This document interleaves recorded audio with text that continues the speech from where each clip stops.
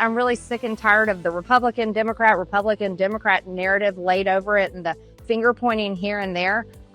We just have to demand transparency any way possible. So I'm doing it on the Oversight Committee investigation. I'm doing it by co-sponsoring and signing the discharge petition for Massey and Ro Khanna. And honestly, I'm really sick and tired of everybody's garbage on it. Yeah. I was very offended when some White House administration official who didn't have the courage to say it in his own name actually called it a hostile act to sign the discharge petition. And I'll say this, Mario, you know what a hostile act is? A hostile act is raping a 14-year-old girl. That's a hostile act.